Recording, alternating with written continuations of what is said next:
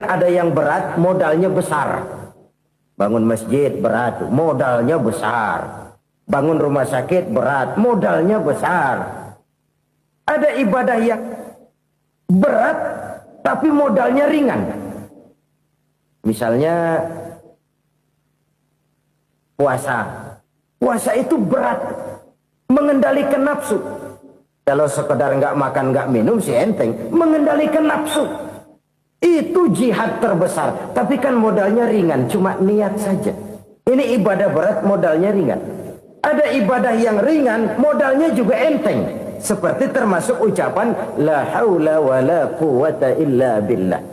Tanpa sadar, la haula wa la quwata illa billah. Nyelengin tuh di surga. Nyelengin, kita nggak terasa. Nyelengin simpenan akhirat. La haula wa la quwata illa billah. Nyimpan lagi. Kaget, la haula wa la quwata illa billah, nyimpan lagi, banyak simpanan.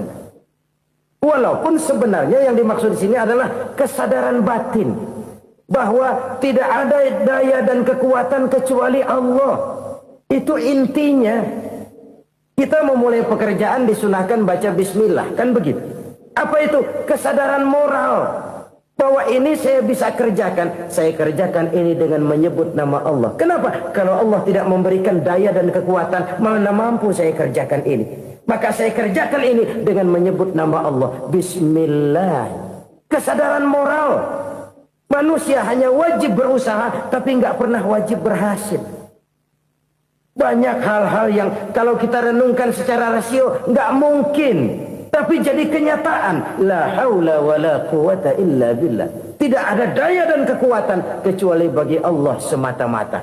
Kesadaran moral akan kelemahan dan keterbatasan makhluk bernama manusia. Kadang kita kagum dengan otak, tapi kita sering lupa sama yang bikin otak. Padahal bagaimanapun hebatnya otak, yang bikin otak pasti lebih hebat dari otak. Nggak percaya? Silahkan otak-otakan. Inilah kecenderungan. Kita kagum dengan pesawat-pesawat mutakhir, bukan main, besi gede banget terbang itu. Alangkah hebatnya. Lalu apa yang bikin otak tidak lebih hebat dari itu semua? Kita puji laut. Apa yang bikin laut tidak lebih hebat dari laut itu? La haula wa la quwata illa billah. Tidak ada daya dan kekuatan kecuali Allah. Apa yang bisa kita lakukan kalau tidak karena daya dan kemampuan yang diberikan oleh Allah kepada kita? Lahirlah sikap tawadu, rendah hati, tidak melonjak menjadi angkuh dan sombong, sadar akan kelemahan dan keterbatasan diri. Sebagai makhluk yang diciptakan oleh Allah Subhanahu wa ta'ala. Jadi satu sisi ini ucapan yang berpahala, la haula, jadi wiridan. Pada sisi lain ini kesadaran moral, sikap mental, kesadaran batin bahwa yang punya daya dan kekuatan itu cuma Allah. Kita nggak pantas untuk sombong, sebab sombong itu pakaiannya Allah. Kita nggak sedang pakai pakaian Allah, kegedean. Dan makin kita renungi, makin terbentur. Apa sih yang bisa kita sombongin? Kita mau sombong apa? Kaya, pintar, itu kan semua relatif. Di atas langit masih ada langit lagi. Jadi oleh karenanya, marilah kita menyadari. Manusia hanya wajib berusaha, tapi tidak pernah wajib berhasil. Yang berusaha saja tidak wajib berhasil, apalagi yang tidak berusaha. Islam bukan agama orang pemalas yang selesai sholat lalu endelohom, nggelenggem ayem-ayem. Tapi Islam bukan agama orang sombong yang setelah berusaha lalu tidak memerlukan Allah. Kita bisa saja bikin proyeksi, tahun sekian kita bakal panen besar menurut perhitungan otak. Tapi ada kejadian lain. Apa? Tikus ngambek. Habis itu dimakanin tikus, panen gagal. Proyeksi rasional gagal oleh tikus-tikus yang ngambek itu. Bisa saja terjadi. Tahun depan kita panen besar, urung. Kenapa? Musim panas panjang. Dan sekarang ini koran-koran bikin berita musim mengalami penyelewengan. Bukan cuma manusia yang nyeleweng sekarang. Musim pakai nyeleweng. Mestinya kan musim hujan udah selesai. Masih hujan-hujan juga. Musim. Nah sekarang kita boleh bikin proyeksi. Kita bakal panen besar. Tahu-tahu musim panas panjang. Sawah retak, air kering. Cari teknokrat yang paling botak. Suruh pendekin tuh musim panas. La haula wa la quwata illa billah. Inilah kesadaran moral. Saudara, saya teringat satu saat ada seorang konglomerat. Umurnya ya kira-kira 70-an. Satu saat dia ditanya oleh wartawan, "Pak, umur Bapak berapa sih?" "Ya paling 10 tahun." 10 tahun? 10 tahun? Anak Bapak berapa orang? Satu saja? Satu. Harta Bapak berapa? Ya paling-paling bangsa 7 juta kali. 7 juta? Iya. Pak, kenapa Bapak bohongi saya? Bapak punya buku biografi. Koran-koran, majalah-majalah banyak memuat cerita riwayat hidup Bapak. Saya tahu umur Bapak 70. Kenapa bilang cuma 7 tahun? Saya tahu anak Bapak 8. Kenapa cuma bilang 1? Saya tahu harta Bapak miliaran, mungkin triliunan. Pabrik di mana-mana, bank di mana-mana. Kenapa bilang uang Bapak cuma 7 juta? Nah, kata si konglomerat tadi, "Kamu benar, nak, kamu benar. Umur saya kalau jumlahnya memang 70, nak. Cuman ingat-ingat saya, baru 7 tahun terakhir ini saya sujud. Baru 7 tahun terakhir ini saya berusaha dekat dengan Allah. Saya laksanakan perintahnya, saya jauhi larangannya. 7 tahun inilah rasanya yang ada nilainya di hadapan Allah. Yang 63 tahun matong, kelabu, kelem umur gue. Habis untuk maksiat, untuk munkarat. Maka ketika ditanya tadi, umur saya 7 tahun itu. Oh begitu Pak. Oh iya. Lalu anak Pak. Anak Bapak kan 8. Kenapa bilang cuma 1? Nah, kalau jumlah hitungannya memang anak saya 8. Tapi dari 8 orang ini rasanya cuma 1 nih. Yang bakal jadi buah hati, belahan jantung. Pelanjut cerita, penerus sejarah. Bakal jadi anak soleh yang akan mendoakan saya. Cuma 1 rasanya anak saya ini yang bakal jadi buah hati saya. Besar-besaran saya. Yang akan mendoakan di kubur saya. Yang akan mendoakan di akhirat saya. Yang 7 orang mana? Masya Allah. Yang 1 tenggeng. Yang 1 nyekek botol mulu. Yang 1 nggak karu-karuan. Makanya saya bilang 1 anak saya yang akan bisa mendoakan saya. Oh begitu Pak. Iya. Nah harta Pak. Harta Bapak kan triliunan. Pabrik Bapak di mana-mana. Uang Bapak hampir di tiap bank-bank besar. Kenapa bilang cuma 7 juta? Betul kau nak. Harta saya kalau jumlahnya memang miliaran, triliunan mungkin. Tapi yang saya ingat baru 7 juta tuh yang saya belanjakan di jalan Allah. Saya nyumbang masjid. Saya santuni yatim piatu. Saya bantu pembangunan pesantren. Saya bantu pembangunan rumah sakit Islam. Itu yang akan saya bawa pulang ke akhirat. Yang 7 juta itu. Yang triliunan itu nanti akan diperebutkan oleh anak-anak saya sebagai waris saya. Jadi harta saya 7 juta itu yang bakal nemenin saya di akhirat. Yang akan saya bawa pulang jadi teman saya. Saudara-saudara kaum muslimin, jangan-jangan orang tua itu adalah kita-kita ini. Jangan-jangan kita-kita ini adalah orang tua itu. Jangan-jangan itu potret dari diri kita masing-masing. Dari sekian umur yang diberikan Allah, berapa tahun yang ada nilainya di hadapan Allah. Dari sekian anak-anak yang merupakan amanah, berapa yang akan mendoakan kita sebagai orang tuanya menjadi anak soleh. Dari sekian banyak harta yang diberikan Allah, berapa yang akan kita bawa pulang menghadapnya nanti, yang kita belanjakan di jalan Allah. Ini sebuah potret kehidupan. Karena itu kita kembali kepada la haula wa la quwata illa billah. Kita wajib berusaha, kita wajib berikhtiar. Selebihnya segala daya dan kekuatan hanya milik Allah saja semata-mata. Satu kesadaran batin dari setiap pribadi muslim. Setelah ia berusaha dan berikhtiar, ia menyerahkannya kepada Allah Subhanahu wa ta'ala. Jadi satu sisi ini merupakan wiridan ucapan yang mengandung pahala, pada sisi lain ini merupakan sikap batin dari seorang muslim di dalam ia menghadapi realitas kehidupan ini. Saudara-saudara kaum muslimin rahimakumullah. Kalau ini kita jadikan satu basis kehidupan, maka ini akan menyelamatkan manusia dari kemungkinan tergelincir menjadi orang yang lupa diri dan lupa darat. Sebab itu Imamul Ghazali berpesan, jadidis safinah fa innal bahra amiq wa khuziz zad fa inna safara ba'id wa khaffifil hamla fa innal hamla sadid. Perbarui selalu kapalmu karena lautan sangat dalam. Bawa bekal yang banyak karena perjalanan ini sangat jauh. Ringankan beban karena kebanyakan beban akan menyakitkan. Alangkah indah kalimat ini, alangkah dalam makna yang terkandung di sana. Perbarui selalu kapalmu karena lautan sangat dalam. Apa artinya ini? Jaga mentalmu baik-baik. Pelihara imanmu baik-baik karena hidup penuh cobaan seperti lautan. Kita kalau berlayar di lautan kan kadang-kadang tenang, angin bertiup sepoi-sepoi basah. Jika malam datang, bintang gemintang bertabur menghias cakrawala.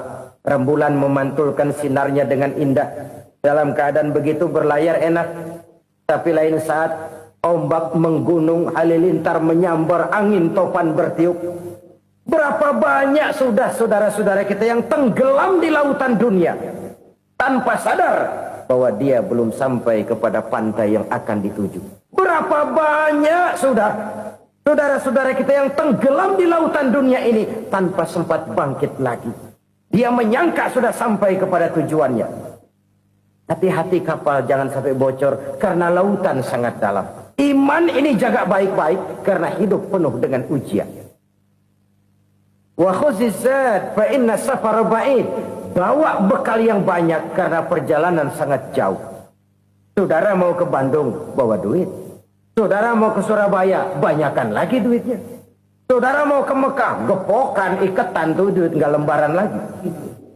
Makin jauh perjalanan, makin banyak bekal yang harus kita bawa. Kalau saudara dari Jakarta mau ke Surabaya, kagak bawa duit berangkat juga, itu sih bukan berani namanya, nekat. Sampai Surabaya belum tentu, sengsara di jalan udah pasti. Kenapa? Nggak bawa bekal berangkat. Sama juga kita nih, misalnya belum sempat sembahyang, mati. Waduh, berani banget orang. Belum punya bekal, mati. Sengsara di jalan. Atau bekal tidak cukup. Dari Jakarta saudara mau ke Surabaya, bawa duit 500 perak. Paling jauh Cikampek nyampenya itu. Paling jauh itu. Antara jauhnya perjalanan dengan bekal yang saudara bawa tidak seimbang. Hidup ini perjalanan panjang. A walking tour.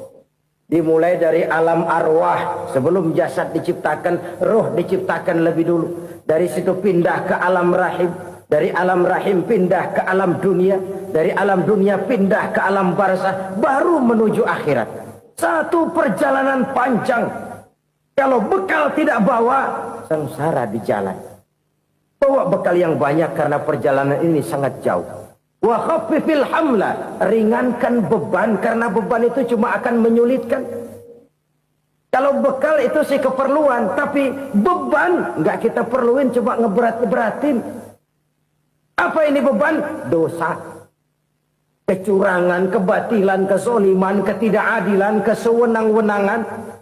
Itu akan jadi beban kita di akhirat. Alangkah celakanya, perjalanan panjang, bekal tidak bawa, beban kelewat banyak, alamat sengsara di jalan. Pahala tidak ada, dosa berlipat ganda. Na'udzubillah, summa na'udzubillah. Kalau kita rangkum nasihat Al-Ghazali dengan kisah si konglomerat tadi, kita akan mengambil kesimpulan. Pertama, bekal terbaik dalam menghadapi gejolak kehidupan ini tidak lain adalah iman. Yang kedua, pahala dan dosa. Dua hal kontroversial. Pahala adalah bekal, dosa adalah beban. Tapi kita sekarang kan tidak begitu terangsang kepada yang abstrak. Orang berlomba mencari yang konkret-konkret saja. Yang real. Kalau memang dosa, benjol dong. Kira-kira begitu. Kira-kira begitu. Persis orang Yahudi dulu. Orang Yahudi itu kan pernah minta kepada Nabi Musa. Ya Musa, lan nu'mina laka hatta narallaha jahrah. Musa, kami nggak bakal mau beriman kepada Allah kalau belum kami lihat Allah ada nongkrong di depan kami. Kalau memang Tuhan ada, taruh dong di depan kami. Mau yang konkret-konkret saja. Kalau memang dosa, benjol dong. Kalau memang pahala, berasa dong. Orang terangsang kepada yang real, yang konkret-konkret saja. Karena itu, untuk mengejar dosa orang mau bayar. Tapi untuk mengejar pahala, walaupun tidak bayar, orang segan. Ini yang dikatakan oleh Nabi. Kamu mengharapkan ke surga, tapi kamu berat melaksanakan sesuatu yang bisa membawa kamu ke surga. Kamu ingin jauh dari neraka, tapi tiap saat kamu lakukan perbuatan-perbuatan yang justru menjerumuskan kamu ke neraka. Idda'aitum an-najata minan nar wa ramaitum fiha anfusakum. Kamu ingin selamat dari neraka, tapi kamu lemparkan diri kamu ke neraka. Kamu ingin masuk surga, tapi berat sekali kamu melakukan perbuatan-perbuatan yang bisa menyampaikan kamu di surga. Saudara-saudara kaum muslimin rahimakumullah.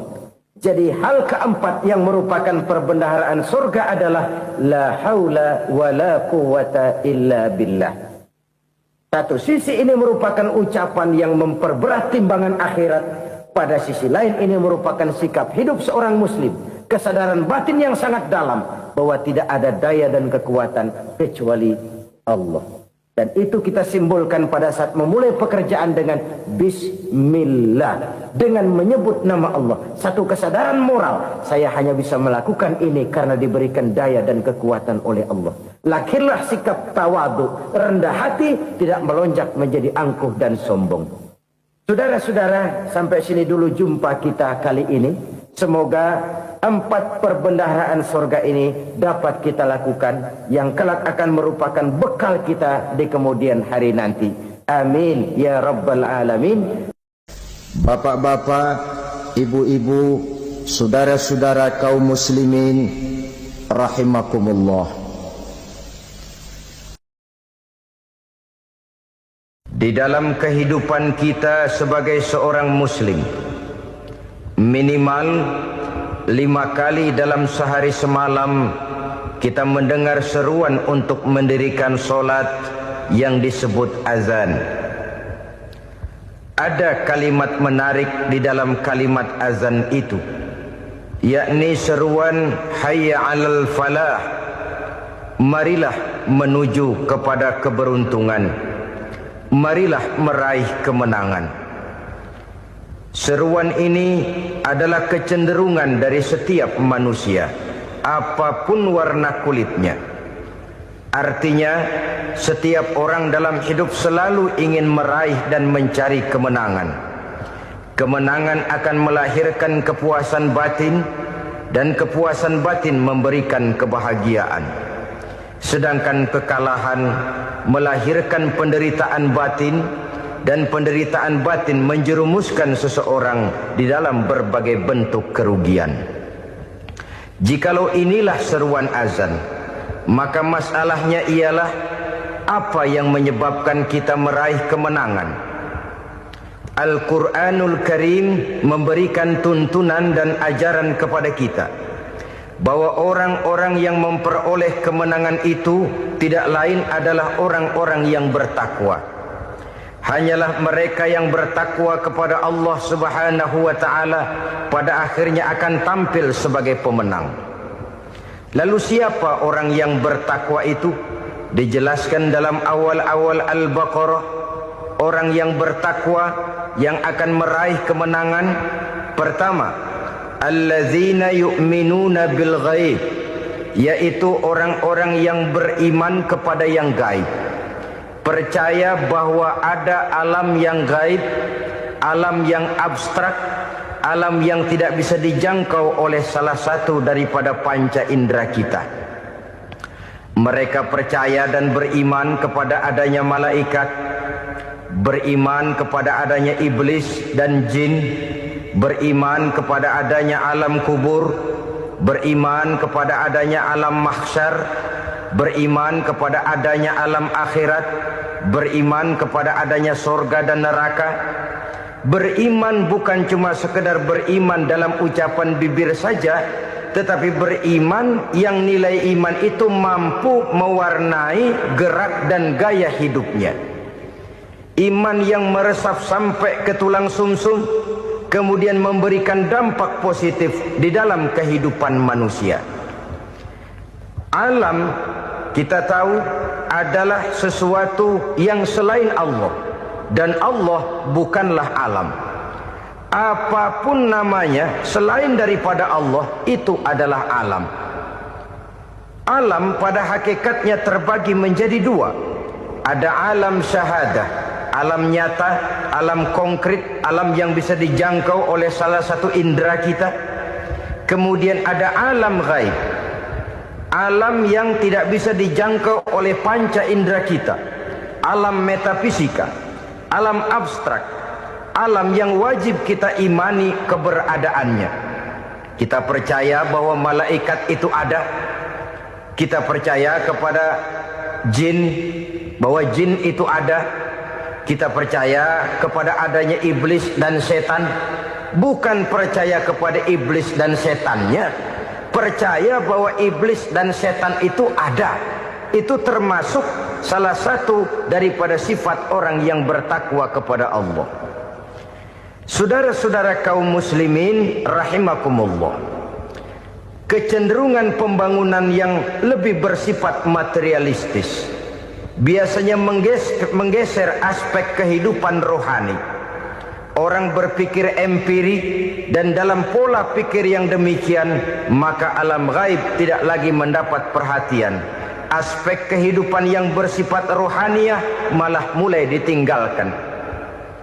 Akibatnya terjadilah kepincangan di dalam kehidupan kita. Pernah ada satu pengalaman pribadi. Dalam perjalanan kembali ke tanah air, dalam pesawat di sebelah kanan saya duduklah seorang Jerman, namanya Heiner Simonsen. Iseng saya ajak kenalan, saya ajak ngobrol, saya tanya dia. Saya bilang, Mas Heiner ini, kalau pesawat yang kita tumpangi ini jatuh ke bawah, kira-kira apa yang bakal terjadi, Mas? Dia bilang, kita semua akan mati. Begitu? Iya. Oke. Apa itu mati?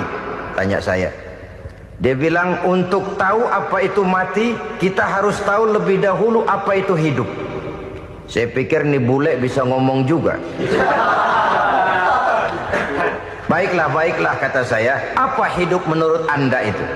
Oh, hidup itu dia bilang, kalau seluruh anggota badan kita bekerja secara normal, paru-paru memompa darah secara normal, jantung berdetak secara normal, sel-sel tubuh bekerja secara fit, dan organisme tubuh hanya mau bekerja secara normal, dia bilang, kalau kita memberi makan yang cukup, menu yang teratur, dan gizi yang lengkap. Saya bilang, kesimpulannya apa, Ner? Dia jawab, hidup adalah dari tangan ke mulut. Life is from the hand to the mouth, kata dia. Hidup adalah dari tangan ke mulut. Jadi masalah hidup tidak lebih daripada masalah isi perut. Orang pergi pagi, pulang sore, peras keringat, banting tulang, perut yang dibelain. Saya bilang, you are wrong. Sampean salah, Ner. Kamu orang Islam bukan? Bukan. Pantas. Kenapa saya salah? Dia bilang, ya jelas salah. Salahnya di mana? Kamu ini manusia. Kalau hidup cuma dari tangan ke mulut, saya bilang, kambing di kampung saya juga begitu pikirannya, Ner. Itu kambing di kampung saya, asal perutnya kenyang, sudah hidup dia. Perkara besok bagaimana, lusa prospeknya macam mana, bulan depan ada apa, kambing nggak pernah mikir. Di kampung saya kambing juga pikirannya begitu. Kamu Kristen ya? Tadinya. Loh kok tadinya, lalu apa sekarang kamu ini? Dia bilang sekarang saya netral. Saya tidak beragama, tapi saya percaya kepada Tuhan sebagai pencipta alam.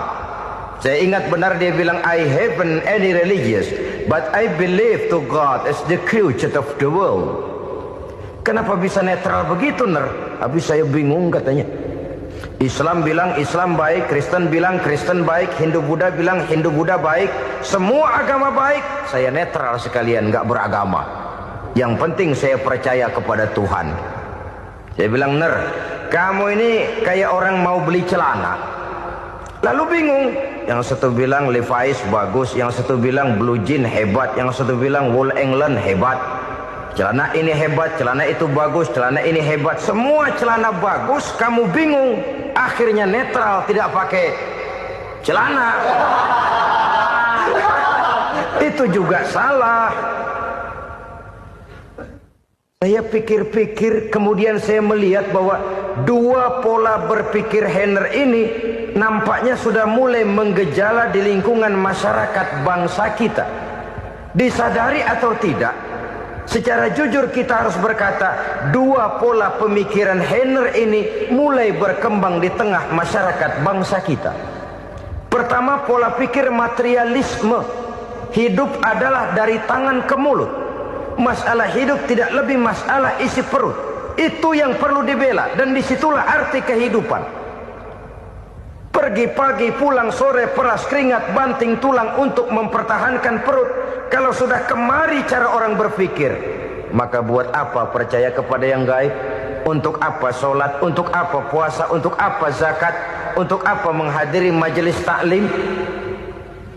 Tanpa kepercayaan kepada yang gaib, hidup berjalan menurut alur empiris dan materialis.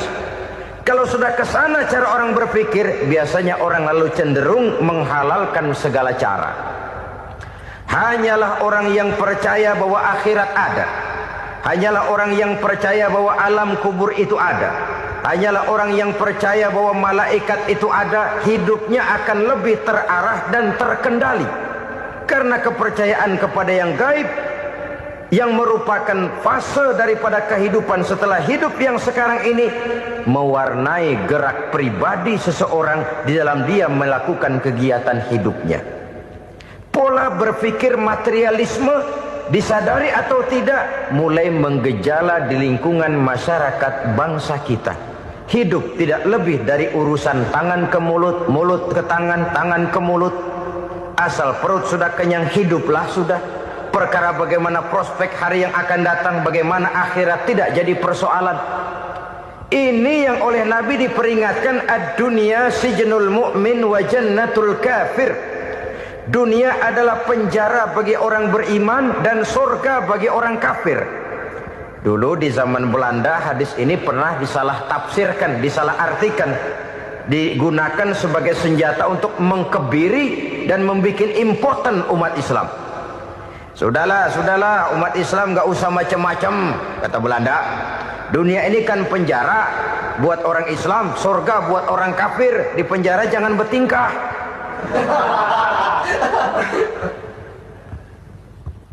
Pengertiannya tidak begitu. Dunia adalah penjara bagi orang mukmin. Artinya dalam kehidupan dunia seorang mukmin tidak bebas memperturutkan hawa nafsunya. Di penjara hawa nafsunya itu. Sebaliknya, surga bagi orang-orang kafir. Buat orang kafir, surgalah dunia ini. Mereka bebas memperturutkan hawa nafsunya. Dilarang tidak terlarang, dicegah pun tidak tercegah. Mereka hidup menurut alur bisikan nafsu mereka sendiri. Kemudian bila ajal datang, maut merenggut nyawa, selesailah surganya sampai di situ. Maka bagi orang-orang yang tidak percaya kepada adanya akhirat, kepada adanya alam gaib, surganya sebatas umurnya. Sekali lagi, surganya sebatas umurnya. Bila umur selesai, ajal pun datang merenggut nyawa, selesailah sudah surganya sampai di situ. Alangkah pendeknya perjalanan orang-orang yang tidak percaya kepada alam gaib ini. Bagi kita mukmin, jikalau kita mampu memenjarakan hawa nafsu, kita bisa bahagia di dunia ini. Dan Islam memang tidak menyuruh kita sengsara di dunia. Raih dunia, kejar dunia, gapai dunia sebagai alat untuk mencapai kebahagiaan di akhirat nanti. Hidup adalah satu perjalanan panjang yang terbentang sejak kita terlahir dari alam rahim sampai kepada alam akhirat nanti. Andai kata kita gagal meraih kebahagiaan di dunia, toh kita masih punya akhirat. Tapi jangan jadi dalil yang melemahkan semangat. Biarin dah kita di dunia kebelangsak, yang penting akhirat. Akhirnya dunia benar-benar kebelangsak. Bagaimana dunia ini bisa kita raih, dan bagaimana meraih dunia untuk menunjang kepentingan akhirat nanti. Yang kedua, dari pikiran Heiner yang saya lihat menggejala di lingkungan masyarakat bangsa kita, timbulnya manusia-manusia netral. Seolah-olah Tuhan yes, agama no. Sama Tuhan percaya, agama ogah. Tuhan ngangguk, giliran agama godeng. Padahal hampir dalam setiap ayat dalam Quran, kata-kata amanu biasanya bergandeng dengan wa amilus sholihat. Iman dan amal soleh. Ini sebagai isyarat Tuhan dan agama jangan pernah dipisah-pisah. Apabila kita bertuhan, maka kita harus beragama. Apabila kita beragama, maka agama itu harus bersumberkan dari Tuhan yang kita imani itu. Tidak mungkin kita pisah, Tuhan yes, agama no. Sama Tuhan percaya tapi agama bikin sendiri. Sembayangnya cukup bengong 2 jam madep ngulon.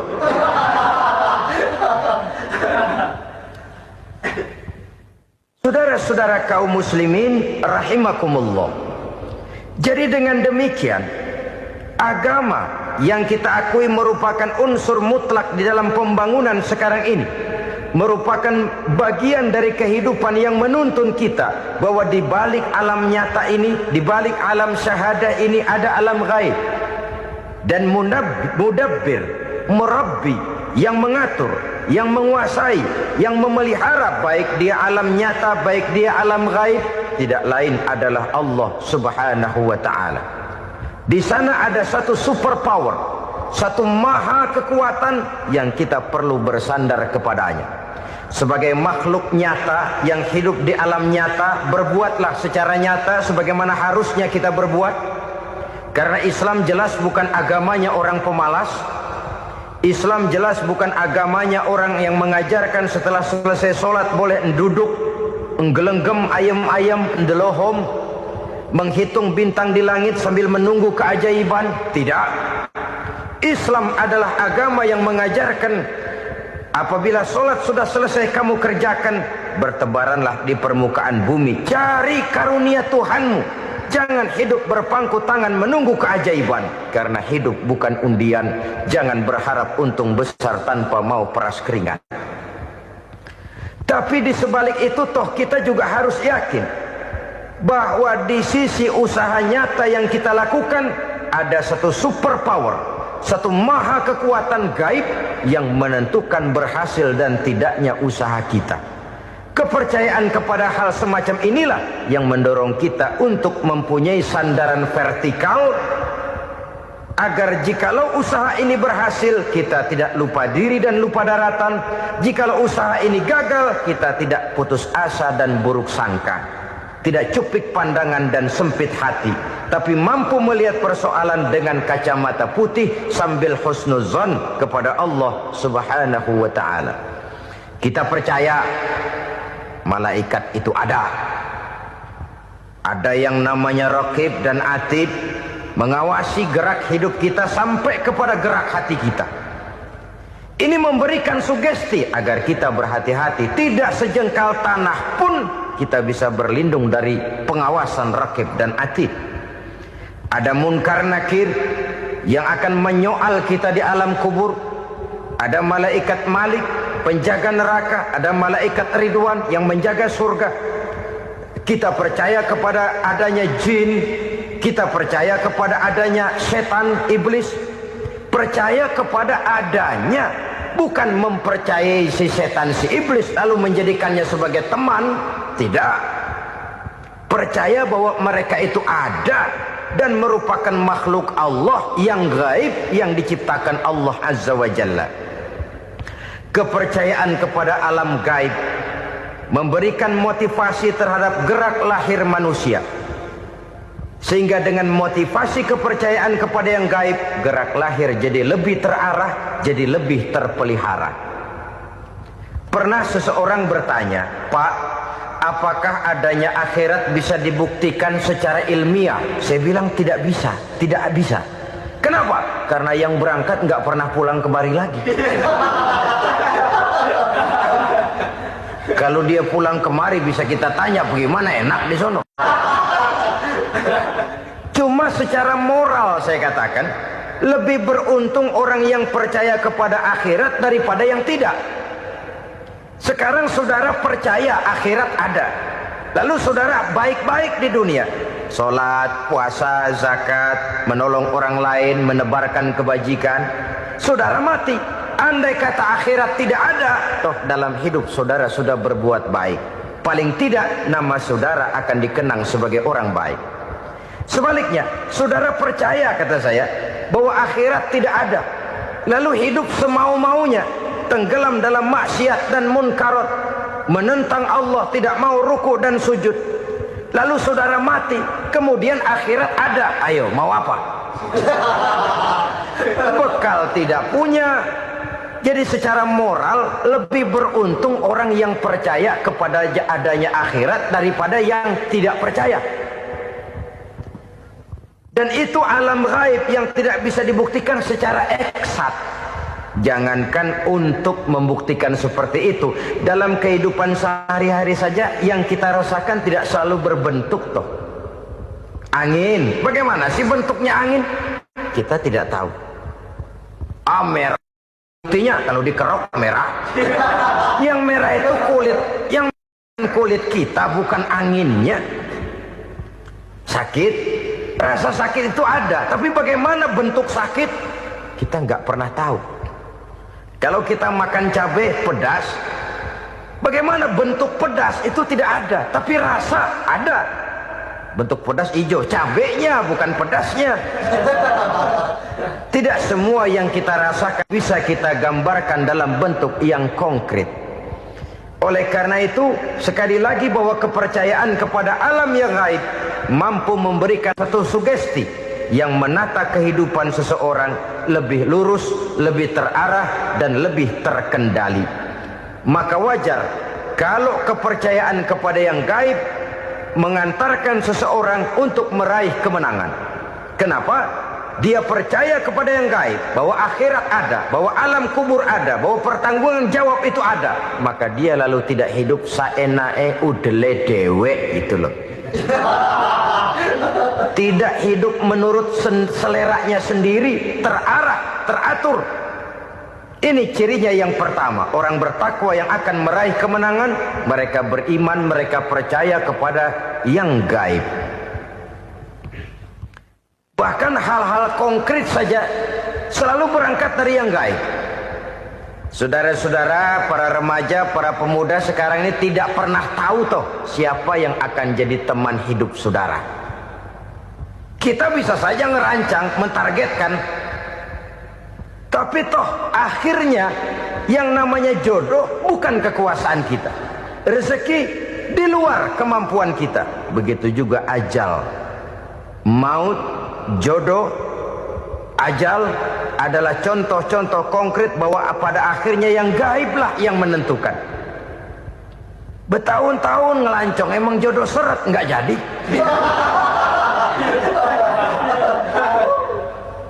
Begitu kenal baru setengah malam nginep ditangkap hansip kan. Hal-hal semacam itu kadang-kadang kita berpikir suuzon, gile, perempuannya cakep banget, lakinya rebek amat. Memang begitulah jodohnya. Memang begitulah jodohnya. Saudara hadirin ma'asyiral muslimin yang saya hormati, jadi hal-hal yang konkret saja kita yakini sepenuhnya ditentukan oleh satu superpower yang gaib itu tadi. Dari sanalah segala ketentuan itu berangkat dan kesanalah segalanya akan kembali. Maka kepercayaan kepada yang gaib meluruskan gerak hidup seseorang dan itu akan mengantarkan dia kepada meraih kemenangan. Satu. Yang kedua, wa yuqimuna shalah. Orang bertakwa yang akan meraih kemenangan itu adalah orang-orang yang mendirikan sholat. Kenapa sholat mengantarkan orang untuk meraih kemenangan? Yang jelas, inna sholata tanha anil fahsya'i wal munkar. Sholat mampu mencegah manusia dari perbuatan keji dan munkar. Banyak filsafat hidup yang terkandung di dalam sholat ini.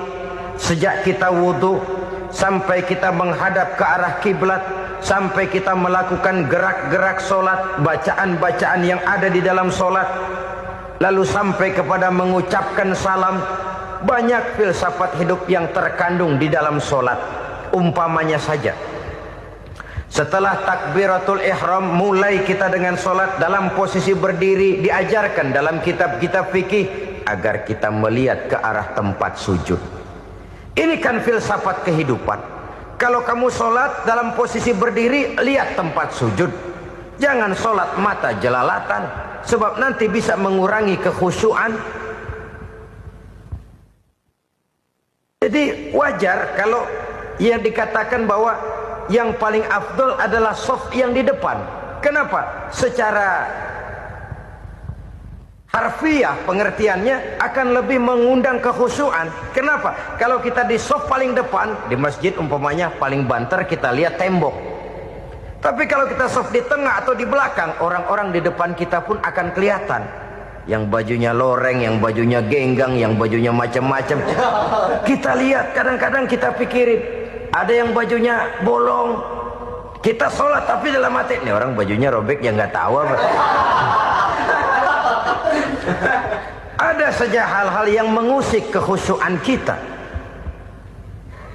Oleh sebab itu diajarkan dalam posisi berdiri, lihat, arahkan pandangan matamu kepada tempat sujud. Ini kan filsafat kehidupan. Maksudnya apa? Kalau lagi diri lihat dong tempat sujud. Kalau udah di atas ingat dong sama yang bawah. Kalau sudah tinggi ingat dong dari mana kamu berangkat. Kalau sudah berkuasa bantu dong yang lemah. Kalau sudah kaya santuni dong yang miskin. Kalau sudah alim bimbing dong yang awam. Ini filsafat kehidupan. Dalam posisi berdiri kau lihat tempat sujud. Ini akan melahirkan kepekaan sosial di mana seseorang mau tahu kepada orang lainnya. Bagaimanapun kaya kita, tinggi pangkat dan jabatan kita, jikalau hidup hanya untuk kepentingan perut sendiri saja, rasanya belum membawa manfaat di dalam kehidupan kita. Tapi efek yang tertinggi sesungguhnya, sholat mencegah manusia dari perbuatan keji dan munkar. Perbuatan keji dan munkar walaupun kelihatannya mendatangkan uang, membawa keuntungan, tapi itu keuntungan semu, keuntungan sementara. Dengan menipu orang lain kita bisa dapat untung, tapi tidak membawa berkah. Dan itu adalah kerugian besar dalam kehidupan kita. Maka untuk meraih kemenangan harus dimulai dengan membentuk kepribadian yang tegar, memiliki sandaran vertikal yang langsung kepada Allah Subhanahu wa ta'ala. Dan itu hanya bisa kita tempuh melalui jalur ibadah formal yang sudah ditentukan Allah, yakni sholat yang 5 waktu. Untuk memperkuat itu ada sholat-sholat sunnah, rawatib, nawafil sebagai terminal-terminal kontrol cadangan untuk memelihara stabilitas temperatur batin di dalam kita berhubungan dengan zat yang maha gaib, yaitu Allah Subhanahu wa ta'ala. Orang sering bertanya, Pak, itu tetangga saya nggak sholat, duitnya nggak habis-habis, Pak. Nggak sholat tapi mobilnya tambah terus. Nggak sholat tapi usahanya makin maju. Tapi di sisi lain ada orang yang rajin sholat, rezekinya butak bener. Anaknya mana kurus, mana korengan. Saudara hadirin ma'asyiral muslimin rahimakumullah. Harus saya katakan bahwa solat memang bukan untuk cari duit. Solat adalah sandaran vertikal kita kepada Allah. Sedangkan soal rezeki itu berkaitan dengan sifat Allah Maha Pengasih dan Maha Penyayang. Allah Maha Pengasih, siapapun dikasih kalau mau usaha. Allah Maha Penyayang, tidak semua orang disayang oleh Allah Azza wa Jalla. Dan belum tentu banyak harta itu merupakan nikmat. Mungkin juga istidraj. Artinya istidraj itu dikasih tapi diambulin, kalau bahasa Betawinya itu. Dikasih tapi diambulin, itu bukan merupakan nikmat sesungguhnya, lebih merupakan azab dari Allah Subhanahu wa ta'ala.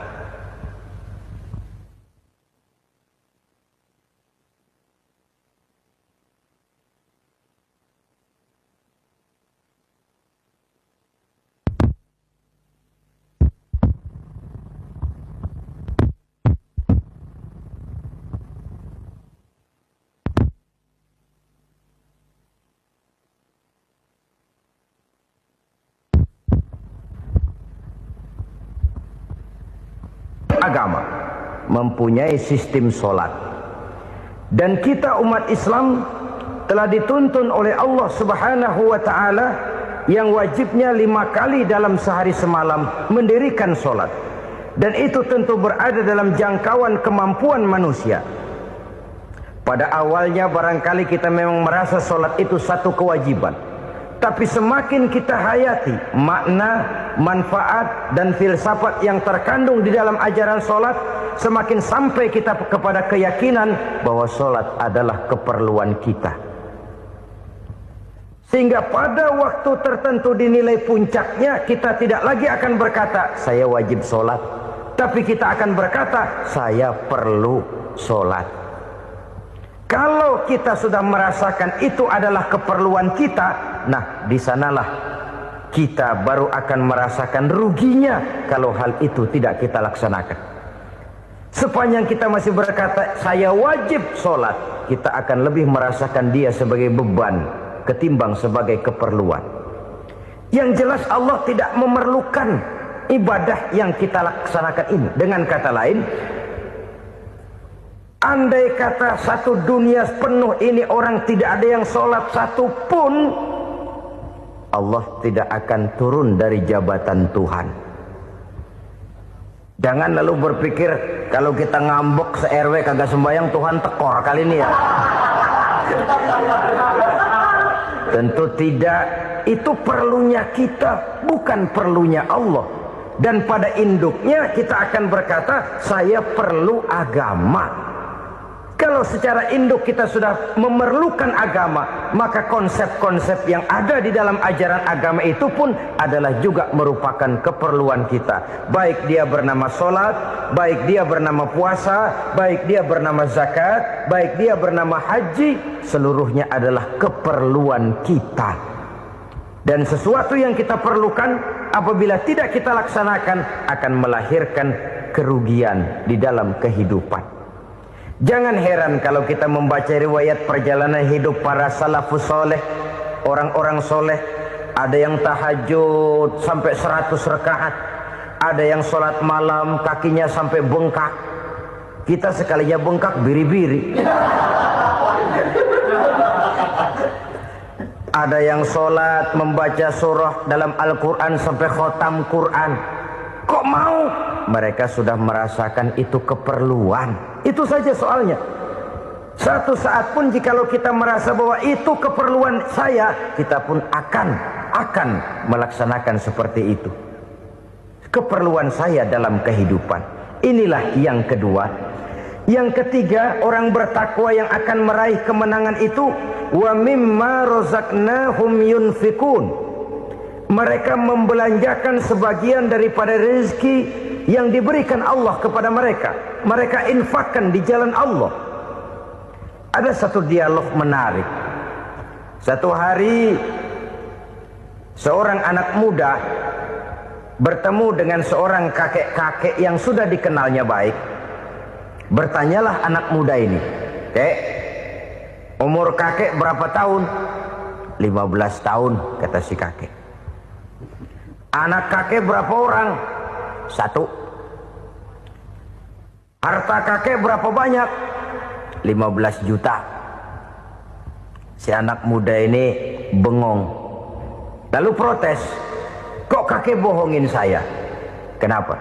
Saya tahu umur kakek 70 tahun, kenapa ngaku 15? Saya tahu anak kakek 5, kenapa bilang 1? Saya tahu kakek miliuner, miliaran uang kakek, kenapa ngaku cuma 15 juta? Begini kata si kakek tadi, benar umur saya 70 tahun, tapi dari umur yang 70 tahun itu baru 15 tahun terakhir ini saya merasakan ibadah kepada Allah, meninggalkan maksiat, jauh dari segala macam munkarat. Maka yang 15 tahun inilah yang benar-benar saya rasakan sebagai umur saya. Benar anak saya 5, tapi yang 4 susah diatur. Cuman 1 rasanya nih yang bakal jadi si buah hati, belahan jantung, pelanjut cerita penerus sejarah. Cuma 1 ini yang saya harapkan, yang akan jadi anak soleh, yang akan membuat saya menerima pensiunan pahala. Kalau yang 4 apek dah, nggak ada harapan. Yang 1 nyekek botol melulu. Oh begitu, iya. Lalu kenapa kakek bilang harta kakek cuma 15 juta padahal saya tahu kakek uangnya miliaran, depositonya banyak? Ya karena 15 juta itulah yang saya ingat yang pernah saya belanjakan di jalan Allah. Saya merasa itulah harta saya yang sebenarnya. Yang miliaran yang saya simpan di bank kelak, kalau satu saat saya mati, akan jadi rebutan di antara anak-anak saya. Iya kalau anak saya soleh kayak yang 1 ini. Kalau yang 4 tadi udah tulen dia bakal berantem dah berebut tuh. Jadi 15 juta yang saya belanjakan di jalan Allah inilah yang saya merasakan benar-benar harta saya yang sesungguhnya. Dialog ini patut menjadi bahan renungan kita bersama. Diberikan kita umur 40, 50, 60, 70, 80. Berapa tahun dari umur yang diberikan itu yang jalan mulus, yang kita gunakan untuk melaksanakan ibadah? Banyak harta kita simpan di bank, di lemari, di dompet, di tas. Tapi berapa yang sudah kita depositokan di jalan Allah yang akan menemani kita di hari kita kembali nanti? Maka orang bertakwa yang akan meraih kemenangan, wa mimma razaqnahum yunfikun, mereka membelanjakan sebagian dari rezeki yang diberikan Allah di jalan Allah Subhanahu wa ta'ala. Ma'asyiral muslimin rahimakumullah. Zahirnya memang kita memberikan kepada orang lain, tapi hakikatnya kita menyimpan untuk diri kita sendiri. Kita memberikan kepada yatim piatu 25.000. Zahirnya kita memberikan si yatim, hakikatnya kan kita cuma nyimpan. Saya berikan, titip kepadamu, ini untuk saya di akhirat. Kau boleh belikan baju, kau boleh belikan untukmu makan, kau boleh bayarkan sekolahmu. Ini untuk saya. Hakikatnya kita nyumbang masjid 1 juta, zahirnya kita berikan kepada panitia masjid, tapi hakikatnya kan cuma titip 1 juta ya untuk saya di alam kubur nanti. Silakan kau boleh belikan semen, ini uang, belikan besi, belikan pasir. Saya cuma sekedar titip untuk kepentingan saya. Hakikatnya kita cuma sekedar menitip. Sebagaimanapun pada hakikatnya, apapun yang kita miliki dalam kehidupan kan cuma sekedar hak guna pakai, bukan hak milik mutlak. Harta kita, rumah kita, kendaraan kita, kebun kita, pabrik kita, hak guna pakai saja. Hak milik mutlak cuma untuk Allah Subhanahu wa ta'ala. Saudara-saudara kaum muslimin rahimakumullah. Ini yang ketiga. Kemudian yang keempat, orang-orang bertakwa yang akan meraih kemenangan, allazina yu'minuna bima unzila ilaika. Mereka yang beriman, mereka yang percaya kepada apa yang telah diturunkan kepadamu Muhammad, ay Al-Quran, yakni Al-Quranul Karim. Setelah percaya kepada yang gaib, mendirikan solat, kemudian menginfakkan sebagian dari rezeki yang diberikan Allah, mereka juga lalu percaya kepada yang diturunkan terhadap Nabi, yaitu tidak lain Al-Quranul Karim. Sekali lagi di sini, percaya bukan hanya sekedar percaya saja, tetapi percaya lalu menjadikan Al-Quran itu sebagai pedoman hidup. Sebab memang Al-Quran itu adalah GBHM, garis-garis besar haluan muslim. Apa yang harus kita lakukan, apa yang harus tidak kita lakukan, bagaimana mestinya kita bertingkah laku dan berbuat, seluruhnya tercantum di dalam Al-Quranul Karim. Itu sebabnya ketika satu hari Aisyah ditanya bagaimana akhlak Rasul, beliau menjawab, kana Rasulullah sallallahu alaihi wasallam khuluquhul Quran. Akhlak daripada Rasulullah tidak lain adalah Al-Quran. Jawaban simpel ini memberikan gambaran bahwa keseluruhan daripada konsepsi Quran sudah diterjemahkan dalam kehidupan Rasulullah sallallahu alaihi wasallam.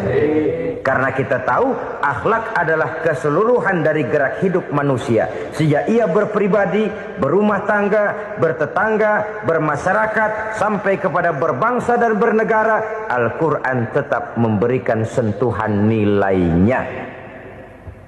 Oleh karenanya, orang-orang yang bertakwa adalah orang-orang yang menjadikan Al-Quran sebagai pedoman dalam kehidupannya.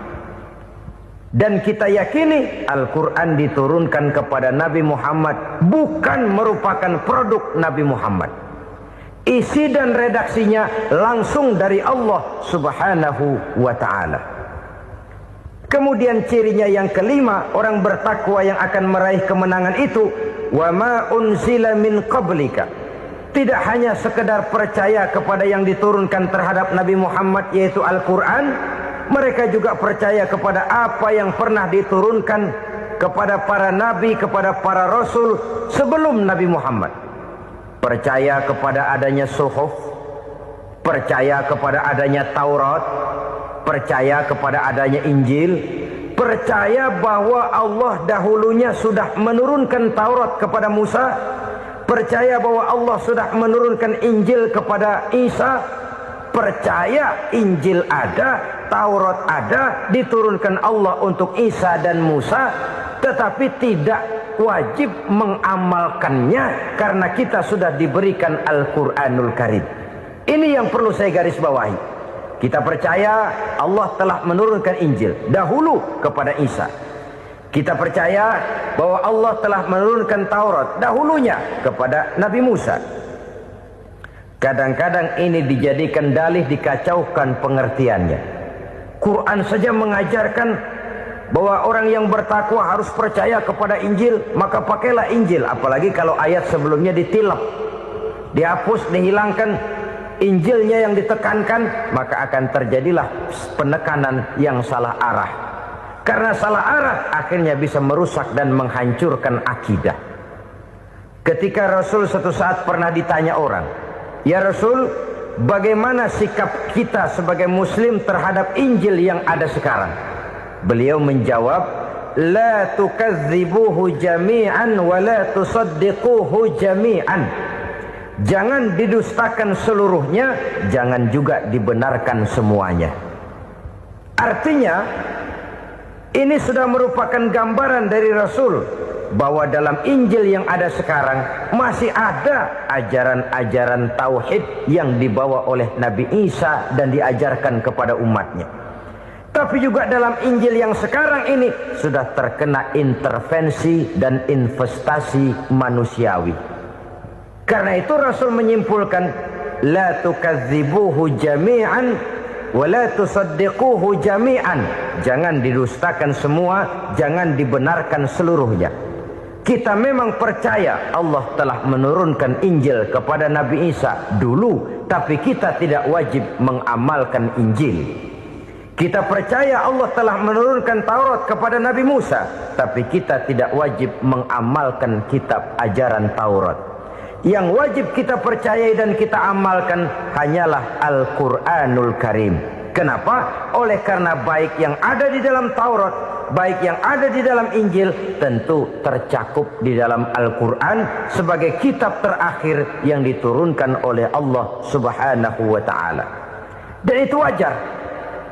Kalau seorang pejabat mau mengeluarkan satu keputusan baru, tentu dia harus meninjau keputusan-keputusan lama.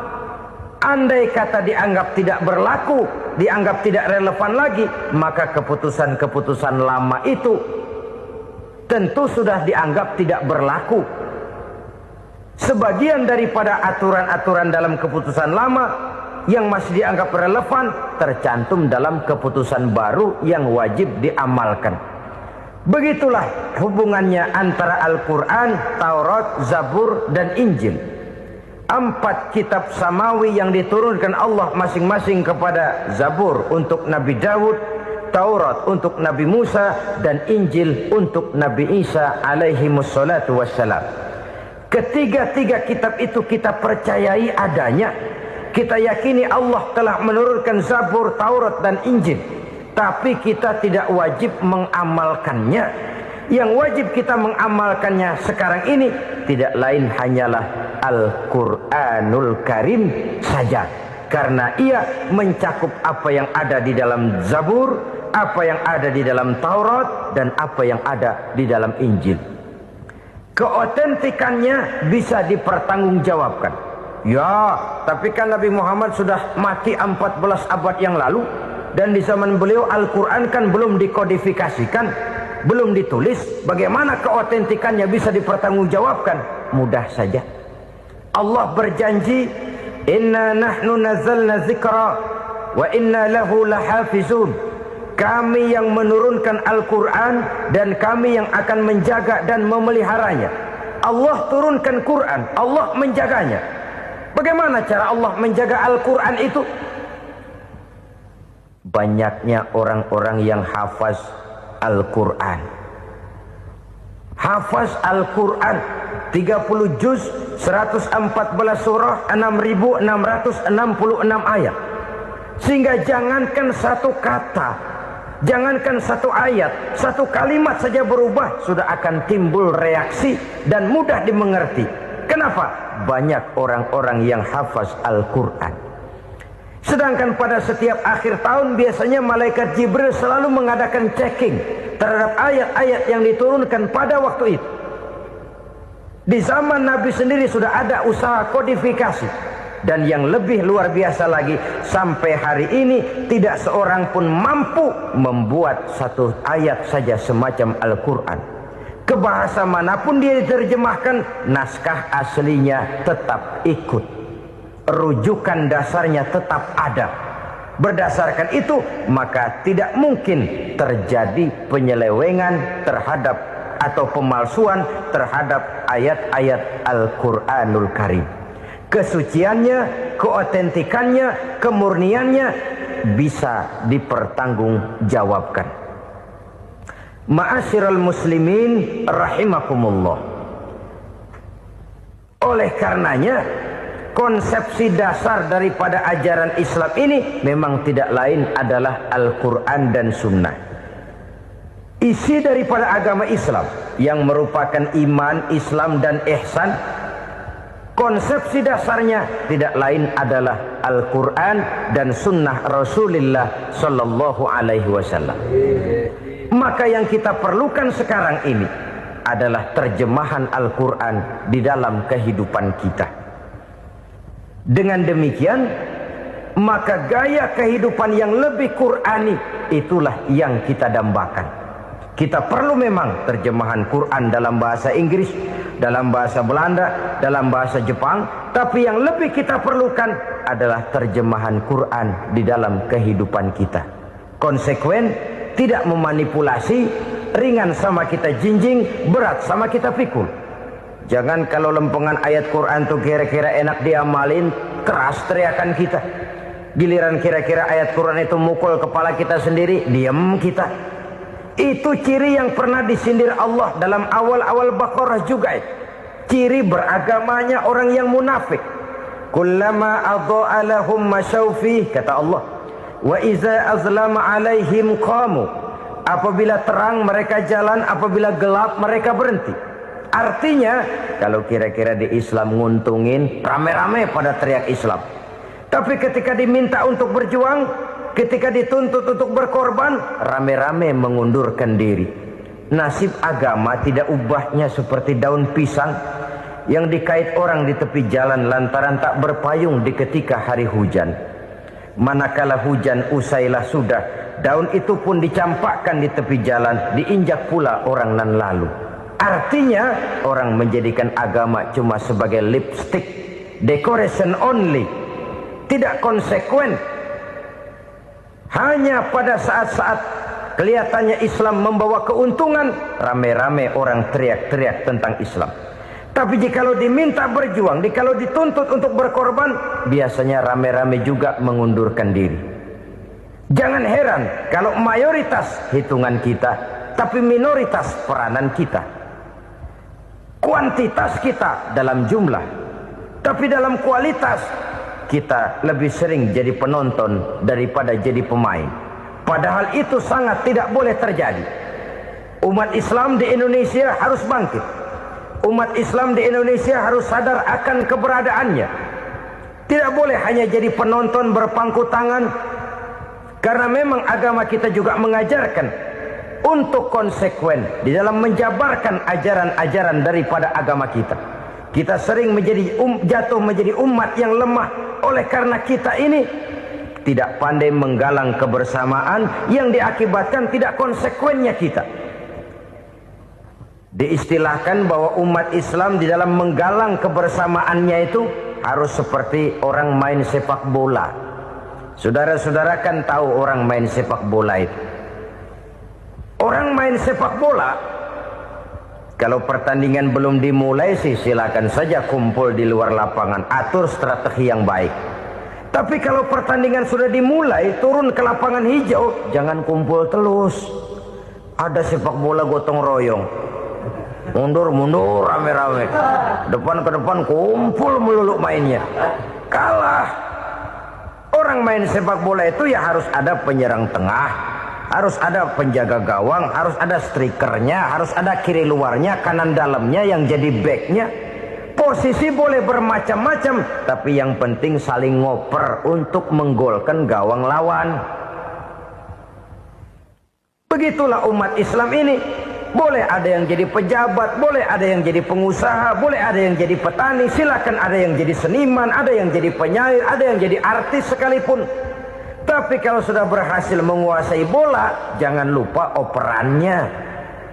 Operan itu yang langka. Kita ini muslim kadang-kadang kalau sudah memegang menguasai bola, kalau belum mau mampus, belum mau ngoper. Nanti kalau sudah nggak punya bola, baru mau ngoper. Kalau sudah dengar-dengar mau dekat pensiun, baru mau jihad, baru mau berjuang, baru mau ngurus pesantren. Tanda tangan sudah tidak laku, memo sudah tidak dihargai, baru mau berjuang. Kemarin kemana mas? Kita tidak pandai memanfaatkan posisi. Dengan kata lain, kalau kembali kepada persoalan kita, konsekuensi kita terhadap agama yang kita anut ini belum ideal. Kita masih lebih sering berislam ini pada saat-saat yang menurut perhitungan kita membawa keuntungan.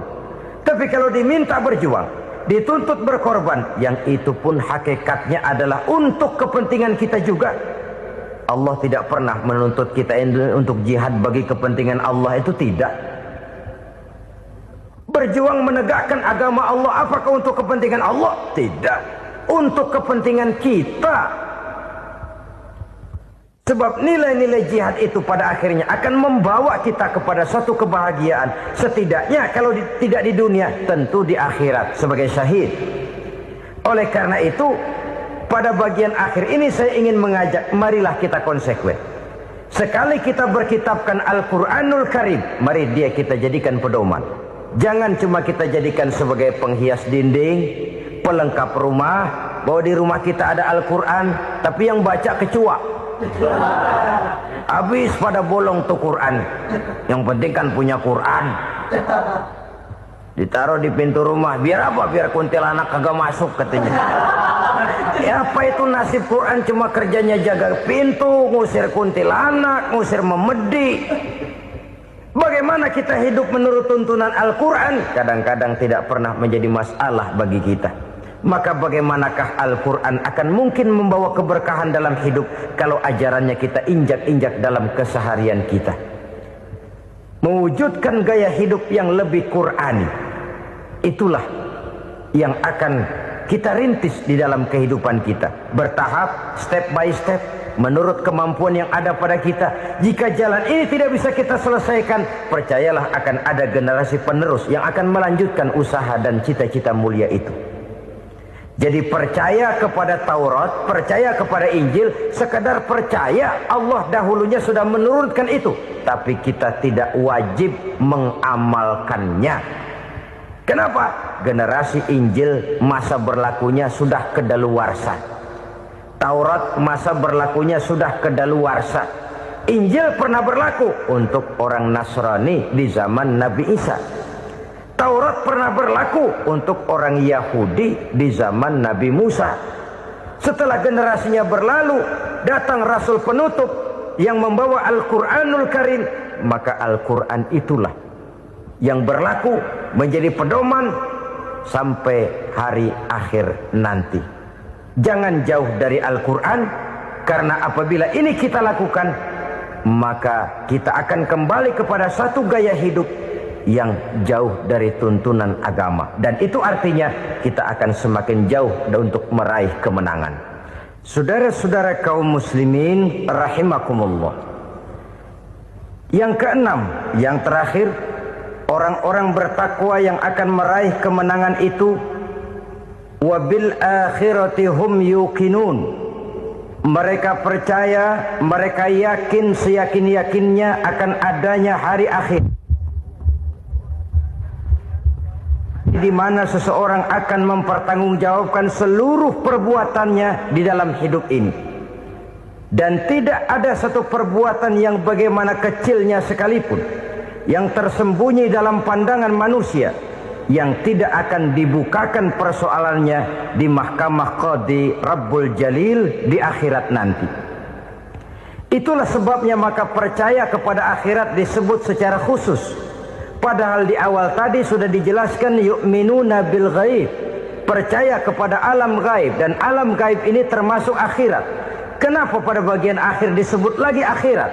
Karena ternyata bahwa kepercayaan kepada adanya akhirat merupakan induk dari kepercayaan terhadap adanya malaikat, setan, jin dan lain sebagainya, dan akan lebih memberikan sugesti dalam kehidupan manusia untuk meluruskan gerak hidupnya.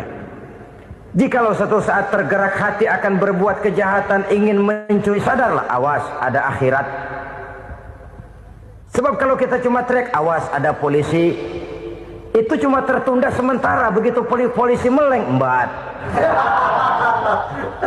Kalau kita ingin berbuat jahat cuma berteriak awas ada hansip, cuma sementara kehansip itu ada. Tapi kalau ceritanya awas ada akhirat, mau menyeleweng awas ada akhirat, mau berjudi awas ada akhirat, mau mencuri awas ada akhirat. Keyakinan yang akan meluruskan gerak hidup manusia sehingga gerak itu jadi lebih terarah dan terkontrol, tidak merugikan baik diri sendiri, lebih-lebih orang lain. Ternyata bahwa kepercayaan kepadanya adanya hari akhirat sanggup menjadi sumber daya kontrol dari kehidupan manusia, sehingga ia tidak terjebak dalam perbuatan maksiat dan munkarat. Saudara-saudara kaum muslimin, inilah saja yang kita bicarakan pada pertemuan kali ini.